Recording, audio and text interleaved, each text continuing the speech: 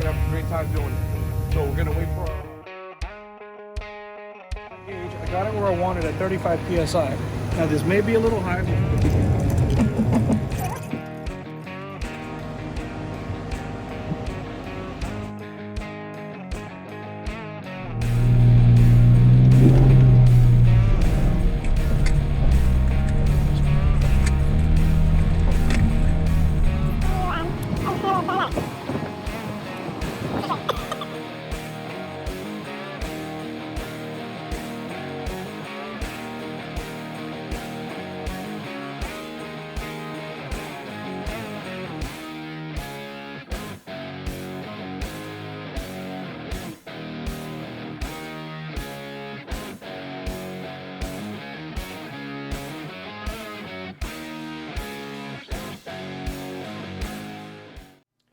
Good afternoon. In today's episode of Off-Road 101, which today will be the final course of Off-Road 101, today our club president, Fred Ginsberg, he'll be talking to you about 4 low, 4 high, when to use it, how to use it. He'll also be talking about clearances and other trail etiquette, which includes, and not limited to, how to use the bathroom outdoors. That part will be presented by Patty Zapparoli, who is also a trail leader and a board member of Desert Wranglers. A lot of good stuff over here, good stuff to learn. And just as a reminder that these courses have been developed for brand new four-wheel drive owners, brand new off-roaders who are trying to experience it for the first time but want the best experience education as possible before they hit the trail. They want to be prepared, and that's the whole idea behind these courses here. But let's go ahead and let's get started. We're going to have Fred take over, and then we're just going to go ahead and finish it off and wrap up our sessions with this one. Hope you enjoy.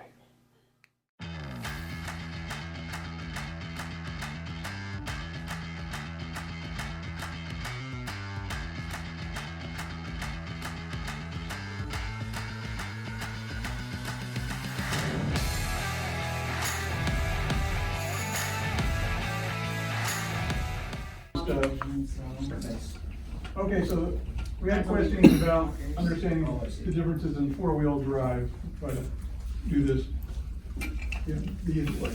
Okay, normally your Jeep is two-wheel drive. You got your 2 rear wheels and your front wheels just kind of They're free spin. free spin. Yeah, that's fine on normal hard street surfaces. The whole trick to understanding four-wheel drive is the fact that you got 4 tires on a vehicle, and when you turn, they all go at different speeds. Yeah. Because the inside of the turn is shorter than the outside of the turn. Actually, the outside of the turn, inside of the turn. Because you've got 2 different turning radiuses.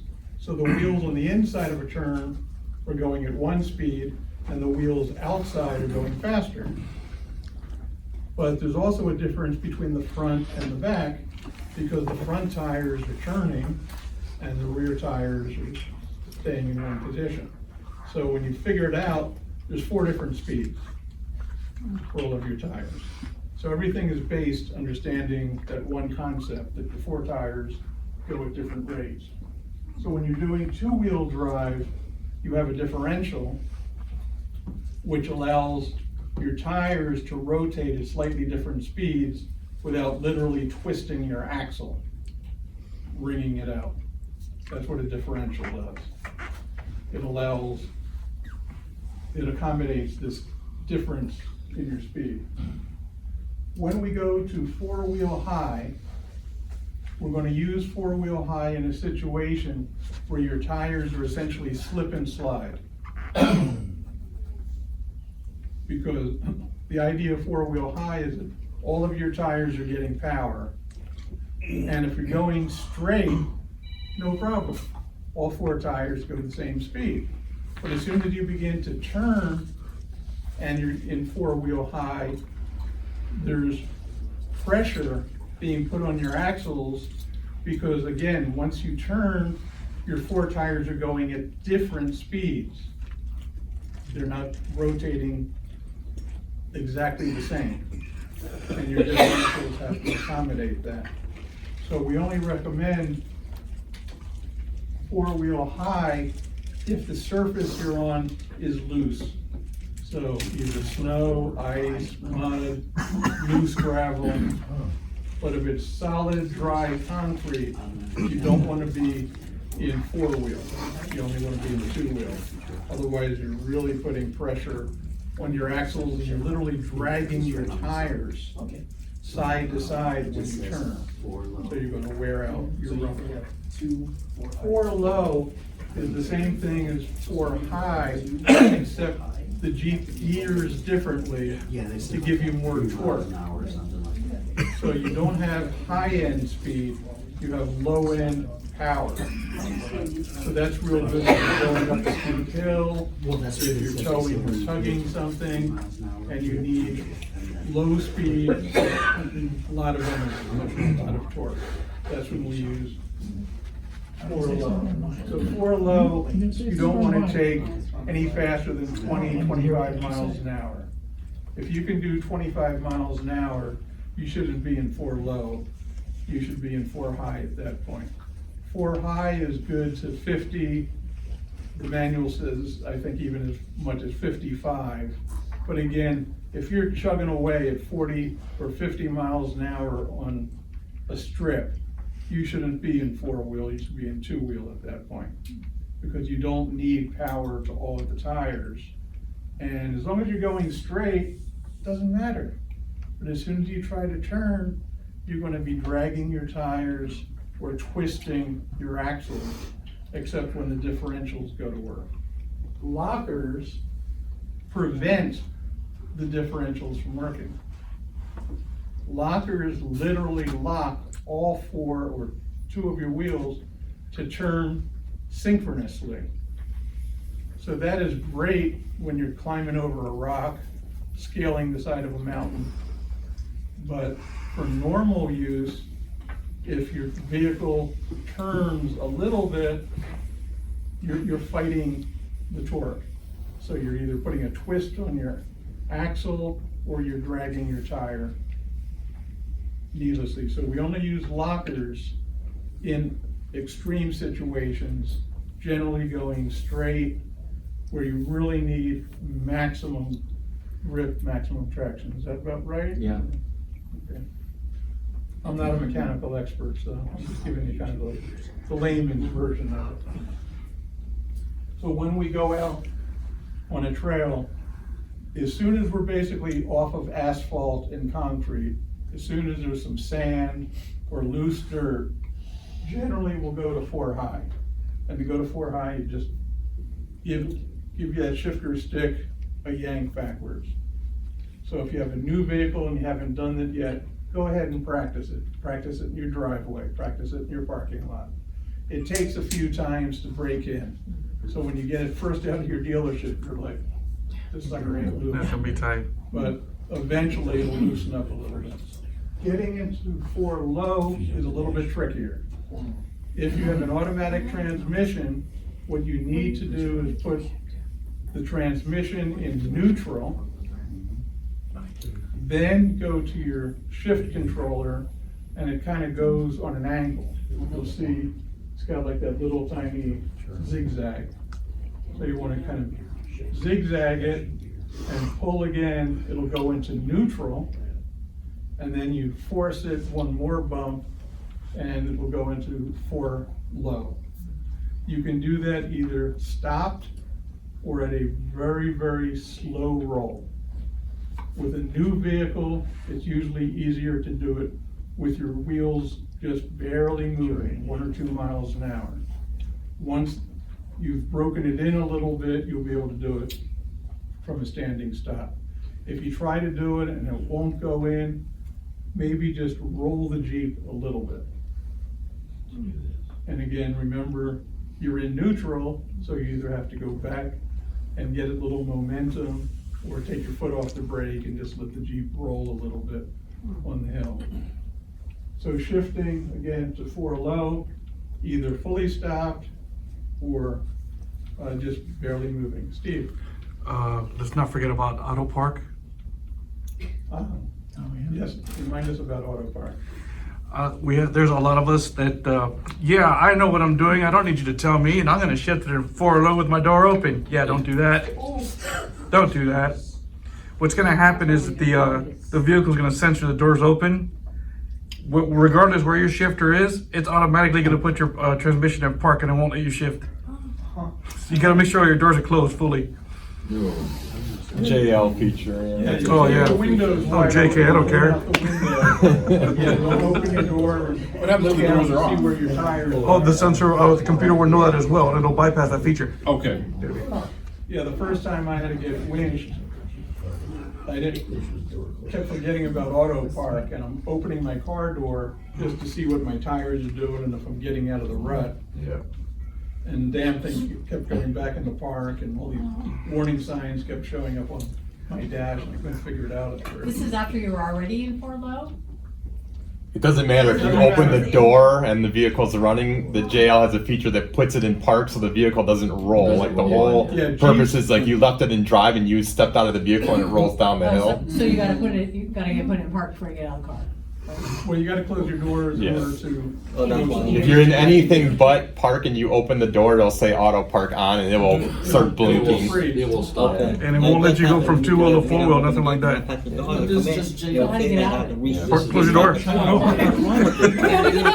The close the moral of the story, As soon as you open it, if you want to come and see you something won't blink. outside Oh, yeah, the but Jeep, sometimes you gotta keep your door closed. Sometimes If you're very mechanical, probably on you can disconnect the wiring harness from your door to the car. But that's too complicated for, You can also use a taser to turn that feature off. yeah. Taser? Taser. I don't even know how to turn on my headlights. You know, sometimes when you're in a weird situation, you have this habit of wanting to open the door and kind of. And look at what's there, And try to yeah. look at your tire. And then try to roll the vehicle. It's like, why won't it move? You gotta have a spotter for it, right? Yeah, the spotter is a little. Don't run over your husband Oh, now. yeah, a spotter for it.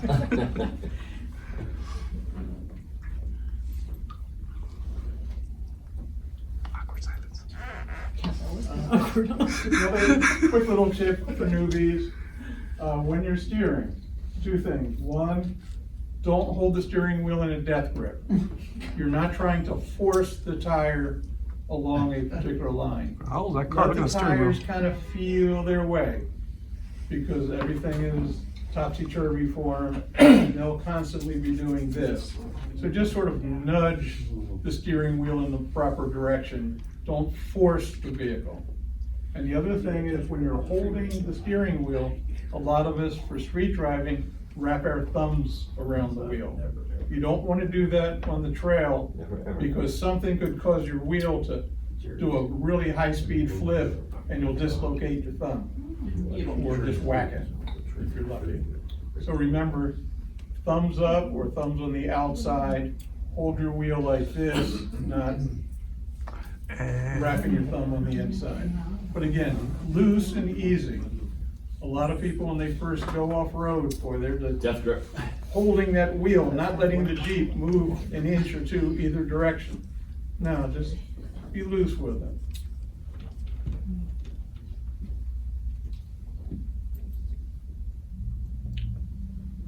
Taking a hill. First rule of taking a hill, let the Jeep ahead of you get to the top.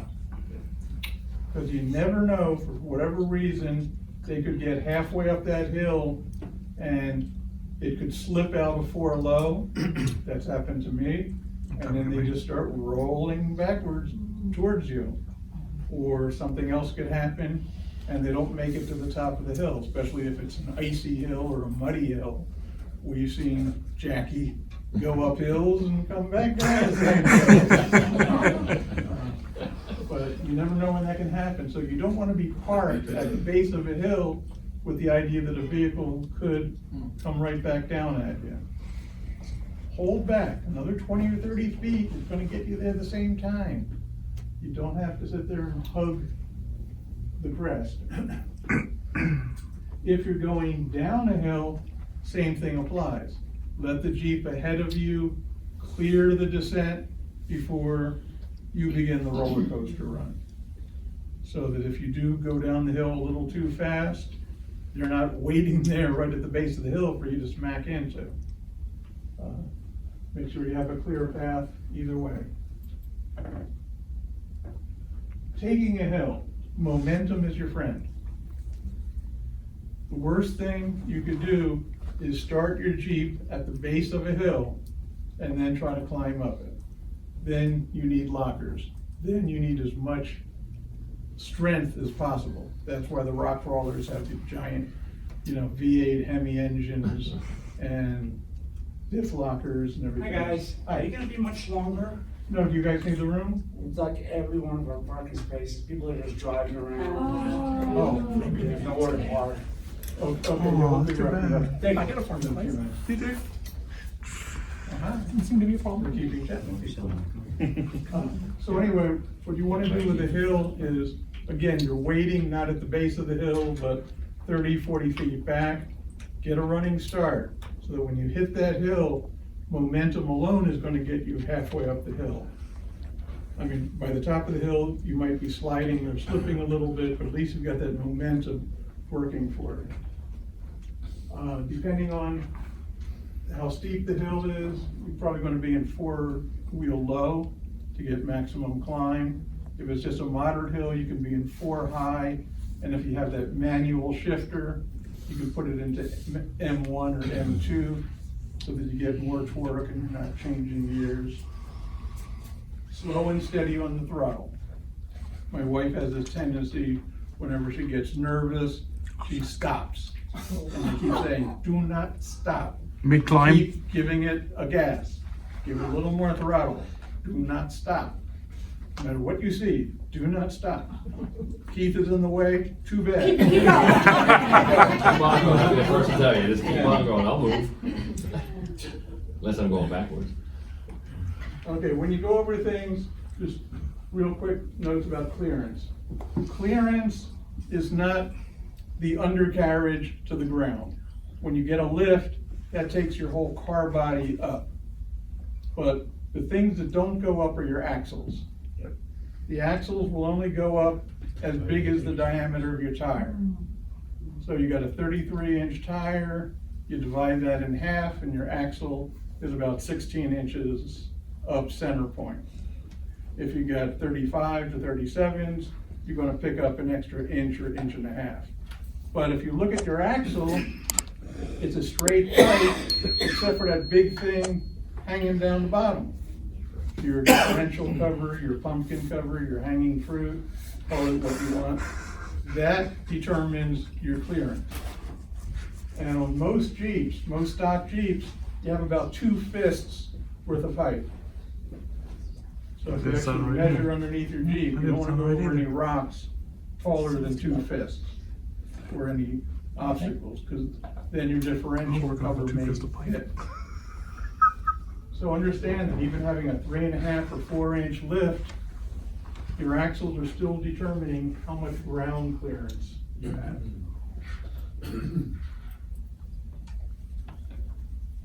When you're on the trail, if you're going over, say, a V-notch, basically a big rut in the ground, we tend to straddle them. So you put a tire on either side of the big gully. If we're going over rocks and obstacles that are sticking up, again, remember your 2 fists. If you think that the obstacle is taller than your pumpkins, what you want to do is put one tire over the rock and literally drive up and over the rock rather than trying to straddle the rock. Okay. So that way you can clear things. So remember, short little things you can straddle. Big things, one tire goes up and over. And if you're not sure, ask for a spotter. That's why we have spotters. They'll guide you. They'll help you position your tires exactly where they need to be. Sand and ledges. Sand, you've got to keep moving. Inertia is key. As soon as you stop in sand, you may not start again. Then you may need a little tug or a little tow. Again, that's why we have our traction boards. for tow ropes, kinetic line. If you're doing a small lead, up or down, again, slow and steady on the throttle. Your Jeeps are very, very capable of climbing a lot of things that we think that they can't do. And again, you'll have a spotter to guide you. You watch the Jeep in front of you, go up the obstacle, so there's no reason that you won't be able to do it.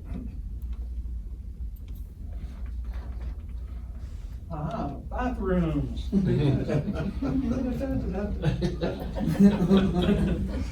I'm happy to talk about the elephant in the room. The toilet. So my husband and I, we do a lot of the 101 runs, and we'll have people that have never been out there before. And most of them are male, and I'll, have a conversation, and they'll tell me that their significant other, female, did not want to come out because they didn't know what happens with the potty situation when we're out there. So I wanted to go over just some things that you can use while camping, what we do when we're on the trail, when we're actually not camping, and then a couple of cool things for women. So a couple of things is you have a bucket, right? They actually make toilet seats that go right on top of this. So you put your bag in here, do your business. You Does- have it? Yeah, it's in that gray bag. Okay. So, there you go. Oh, wow. And you have your toilet. Amazon, $18. They also make like portable, how hard is this thing? How do I get this out? I'm in a hurry. Yeah, so also things like this. Right, you can have your bag or whatever. Yeah, so, Hold it up so we can see it back here. oh yeah. Thank you. Right, so if you're thin, small, this would probably be okay. I'm a plus size beauty, so. Stop lying. I'm not gonna trust this and wind up rolling down the hill. So, Camping for, like, on the trail. we got this guy, which is kind of like the medical version, right? Wow. Because for the very reason. Any Walgreens. That's Amazon. And then I There, have it's a tent. metal, it's sturdy, you can stand on it. Comes with some bag. You're like, I don't know. But the cool thing is, they have waist bags, so they're specially designed bags. You put the bag down in here and you wrap it here, and then there's a piece that sits here, so it keeps the bag in place. So you do your business, wrap up the bag, zip tie, or zip lock, and then you're good to go. And then you throw it So behind you. No, right, remember you always want to pack out what you packed in, including your waste. So the only thing that you can leave out there is urine. But if you have to do number 2, you have to make other arrangements. So one of the things you can do is you can dig a hole 6 to 8 inches deep. It has to be away from a camp, away from, streams or running water. Or you can opt for something like this. So I always keep this with me on the trail, even day runs, like here's the thing. So this will hold the bag in place, so you can do your business and don't have to worry about it slipping. I always bring this with me just in case you have to do number 2. I don't really want to hover, and have to deal with that, so find a rock, hold a blanket, right? You can even make a privacy tent, which is use a hula hoop with some shower curtains, so somebody can hold it for you.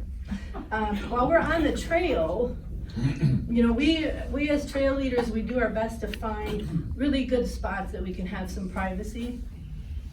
If we don't, we'll do things like ladies on the right, gentlemen on the left, or if I'm leading, ladies come up to the front of the Jeep, guys go all the way to the back. So we do have those options. Sometimes we don't have coverage, but everybody's very respectful. I mean, nobody's gonna be like, trying to see you, so. But the cool thing is that I found is it's a thing called, this is called, what is this one? Let me do this one first. This is called Go Girl. And it allows ladies to stand up and go. So if you never saw this is brand new. I have not used it, so I'm gonna pass it around so you can see it. But there you go. Oh my goodness, that's good. Okay, so you hold, you put where you need to go, and you can go where you need That's your name. Yeah, so I have officially seen it all now. this has not been used, so. A female urinal. It's a female urinal. So when I bought that one, I noticed it was small. This is called Rich GB or something. So this one, this is much bigger. This is a lot bigger than that one. But size doesn't really matter. Well, And we're laughing because that's a lie. that's really good. Now this one I'm not gonna pass around because I have used it before. But that one has an extension too, so if you need, a little bit longer.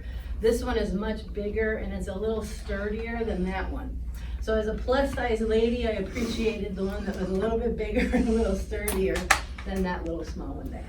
So, but you can open your two Jeeps, stand up and go right there, you don't have to worry. And this is silicone, so it just kind of comes out, little tissue, but you're still right by your Jeep, so. Where do you get those? I got that one. How about Oh, mine on I Amazon? I bought them both at Walmart. That one I bought in the store, this one I bought online.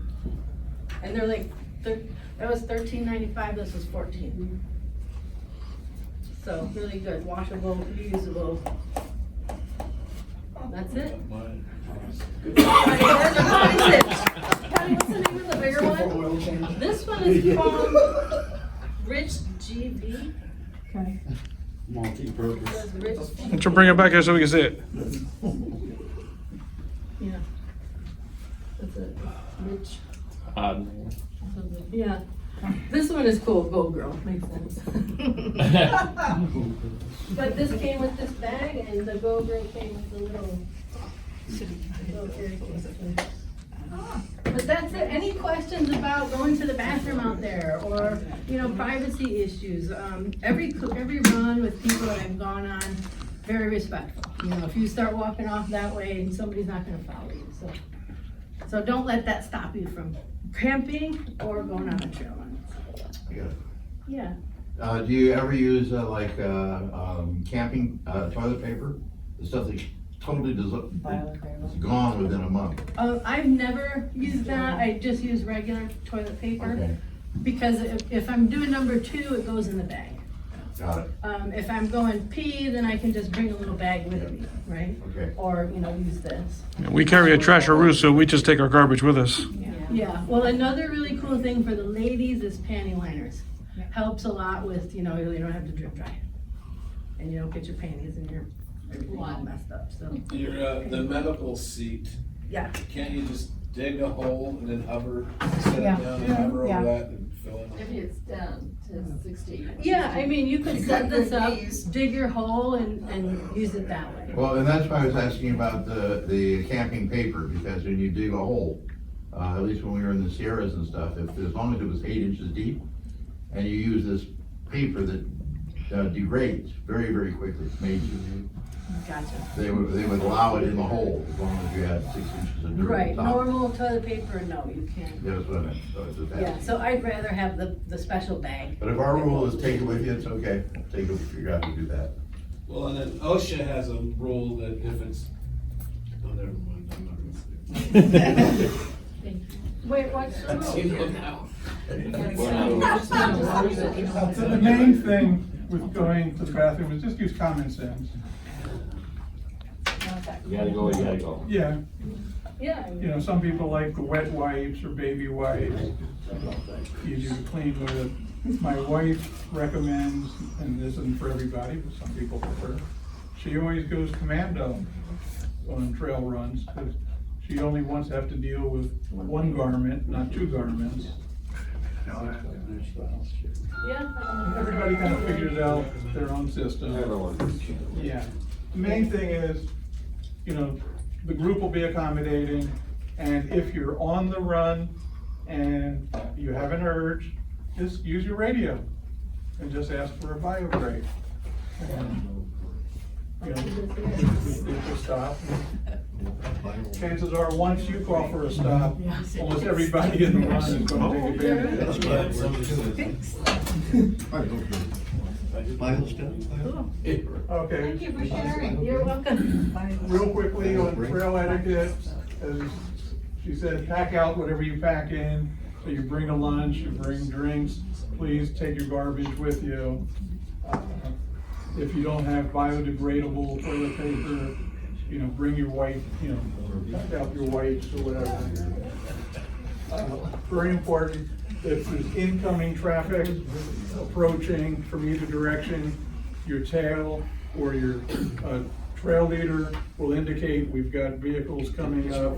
If we can, we pull over to the side, let them pass. Sometimes it's easier if it's just one or two vehicles on the other end for them to stop and let us pass. When we pass, the gunners will indicate with hand signals how many vehicles are behind us.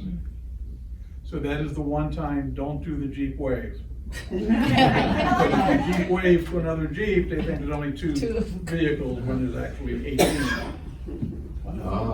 But generally, the caboose or the leader will indicate how many Jeeps are behind, but you know, everybody can sit there and give signals. Very important, when you're on a hill, whoever is going up the hill has the right of way. Because remember, they need momentum to get up. When you're coming down a hill, you're just riding your brake. Gravity is doing all the work. So whoever is going up a hill gets preference, because they can't stop or pull over, or they'll lose their momentum and have difficulty.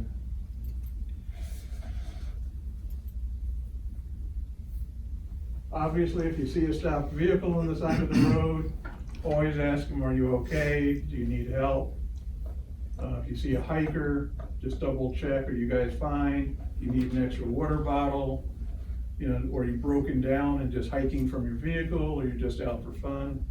But be sociable, always check with people, because you never know, some people are just stopped for sightseeing, and some people are stopped because they got an issue. And if they have an issue, we try to come to their aid.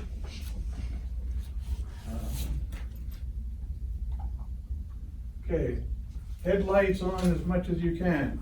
If you look on your Jeep, you have an auto setting, which we normally use for daily driving. But when you're in auto, your headlights don't come on in daylight.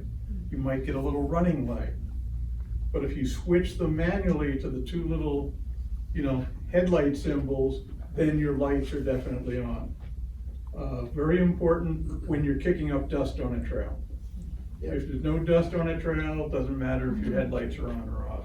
But when it's real dusty, having those bright lights definitely helps.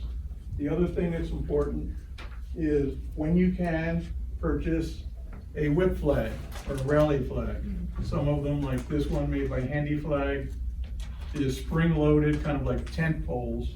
So it packs in your vehicle this small and then opens up to 8 feet, and it has a quick release. You will have to buy some sort of a fixture on the back of your Jeep to attach antennas and poles to. They make some nice ones that basically replace the hinge on your back tailgate, and it has holes preset for CB antennas or flags. But you know, you can improvise around a machine shop or something, but having a tall flag really makes it easy for other Jeepers to see you and spot you. And yay, we made it through it.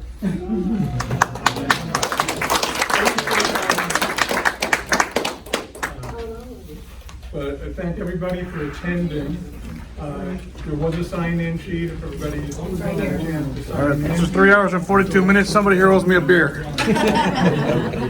Reminder, tonight, at 5 or 6 o'clock, we have a club party.